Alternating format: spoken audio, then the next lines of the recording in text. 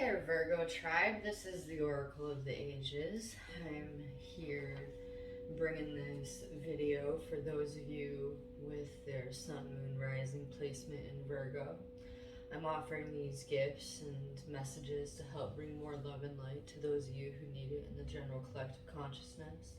Please be reminded these are general readings, so take what resonates and leave the rest. One love. So I shuffled the cards and called in the angels for you, Virgo, before I started recording, and this is what came up.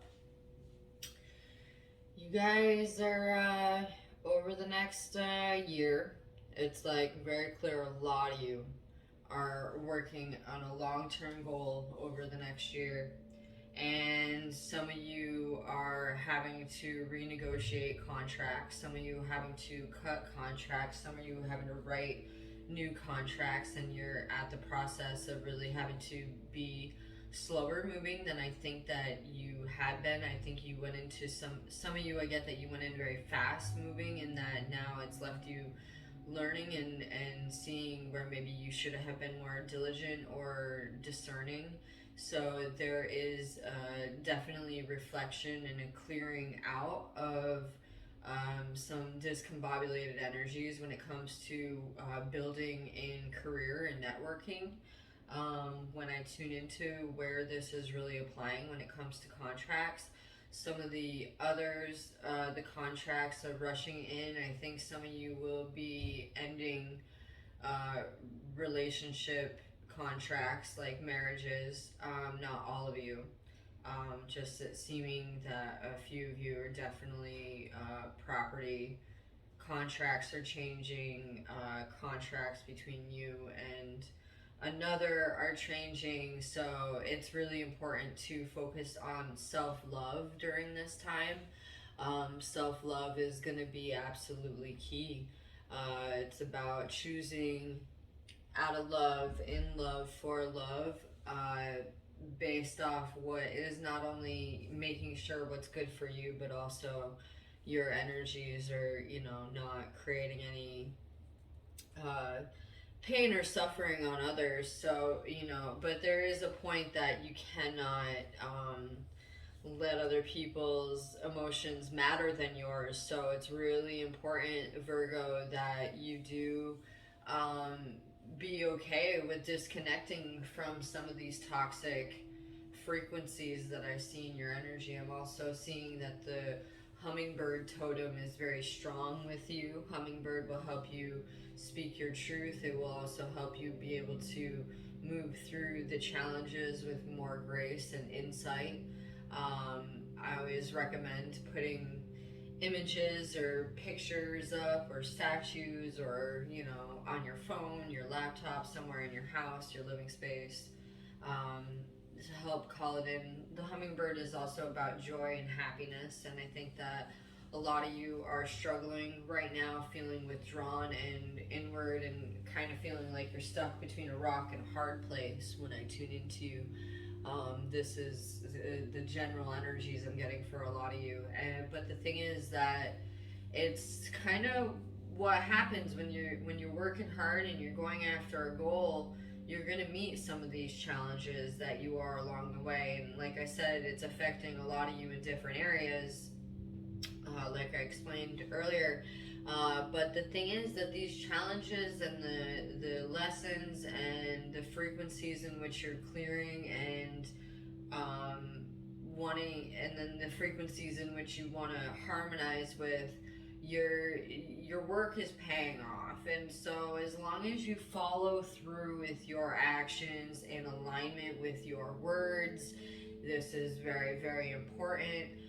If you are finding that there comes a time that you can't meet what you said you were going to do, or not only to yourself but to other people, just acknowledge it. Say, hey, this is where I'm at, this is what I think is possible, and reevaluate the timeline or your abilities or your skills or whatever it is that's in the way from keeping you from honoring your word with your action. But this is going to be a big thing, that it's going to be a lot easier to move forward, if you are doing everything within your best ability to be walking and talking in integrity, um, it's going to make life a lot easier. And speaking your truth is going to make it a lot easier to manifest. And speaking your truth is about knowing your truth. And I think that's why some of you are actually, almost looks like you're being forced to isolate with some of the energies where I see you guys withdrawing. It's just like there's pain and suffering happening, and it's like you don't want to be around the world, but it's also like it's self-imposed, but it's also forced because there is just the vibration. You need to look at yourself and look at what you're creating, where you're going, what's working, what's not working, and looking at all the shit and turning it into your gold, being like all those terrible or confusing or challenging times that are causing distress right now.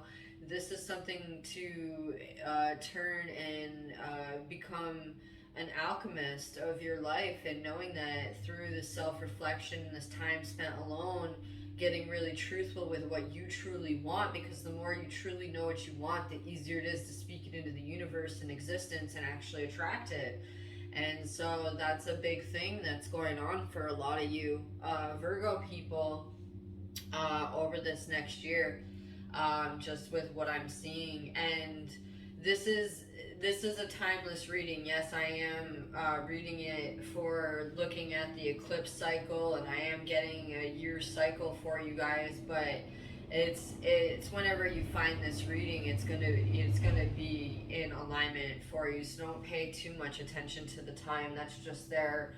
For some of you, I think it resonates because some of you have very strong goals, very dialed down within specific timelines, and that's a timeline that was given to me around some of you with the goals that you have. Now, big thing is that there is new energies coming into a lot of your lives. There's new opportunities, new source connections. So through this self-reflection, the solitude, and the withdrawing, and kind of having to reevaluate before you make your next move, there's blessings. The universe is aligning things to make it easy to step forward in a little bit more grace, a little bit more consistency, making it easier to follow through with your words and actions. And it's just really trusting that you are a divine instrument at the end of the day, and that you're not in it alone, even if it feels like it sometimes. And I'm getting that it's time for you to balance what isn't working by taking it out, and